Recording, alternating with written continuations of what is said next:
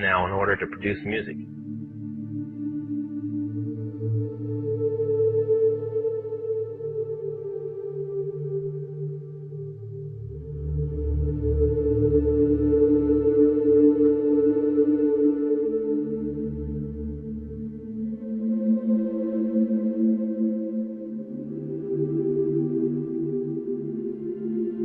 After it's been recorded, it's taken in. This is why a master's cut months in advance before it's released. On the full moon, it's taken in to a temple room about the size of this auditorium that is in every one of the major music companies, behind locked doors up in the executive office. And it's placed on an altar sitting in the north of the room, and a pentagram engraved in the floor.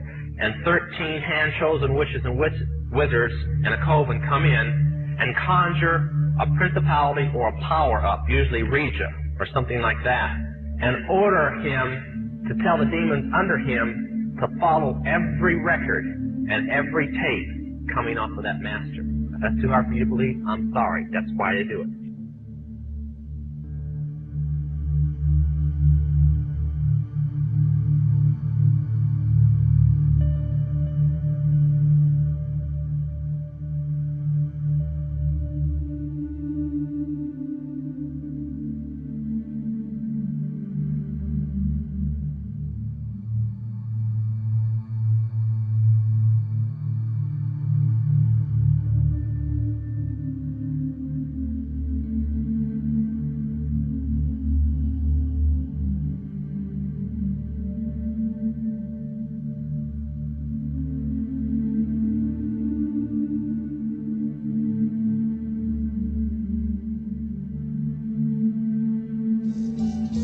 And more, much more than this, I did it my way.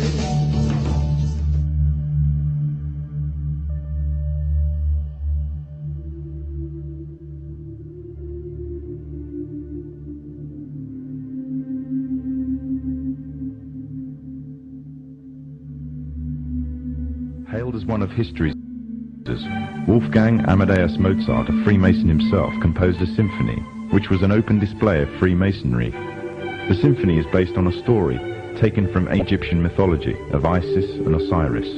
The pagan rites of ancient Egyptian mythology form, through the Kabbalah, one of the fundamental aspects of Freemasonry.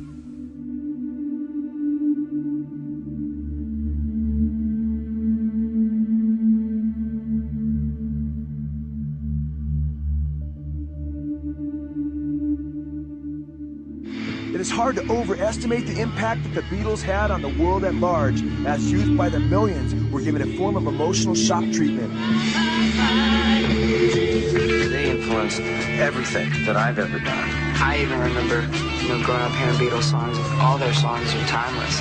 They built the structure for rock and roll. The Beatles actually were bringing everybody along with them on their voyage of their discovery. The Beatles went out and took the world by storm. I grew up with them. They helped us grow up. They got me arrested 3 or 4 times. I think they did a lot for society. Those songs are in my memory banks for I think they're actually my genetic material. All-time favorite musical group? Beatles. Beatles.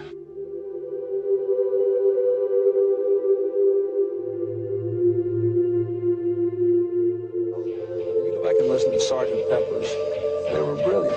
Sgt. Pepper had changed the world.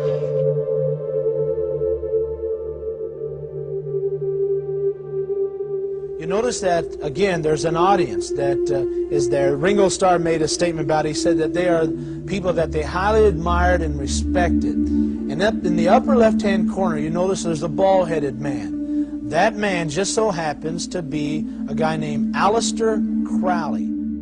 The Beatles also placed a picture of occultist William Burroughs, who claimed to have become demon-possessed after killing his wife on the Sgt. Pepper's album. Also making the cast was the most popular starlet of the 1960s, Jane Mansfield. Mansfield was a high priestess in Anton LaVey's Church of Satan. Mansfield admitted to using her Satanism to both seduce and gain worldwide fame. The Beatles also placed a slew of Eastern gurus on the album. Incredibly, one of the people who was to be pictured on the album as part of the Beatles Club was none other than Adolf Hitler. Hitler was yanked presumably because he was considered too controversial to appear on the album. Hitler's picture can be seen on the sidelines just prior to the shooting of the album cover. It has been well documented that Nazism was rooted in the occultic teachings of Madame Blavatsky and others. Aleister Crowley claimed that Hitler was his disciple and was seeking to implement the teachings of the Book of the Law through his policies of the triumph of the will.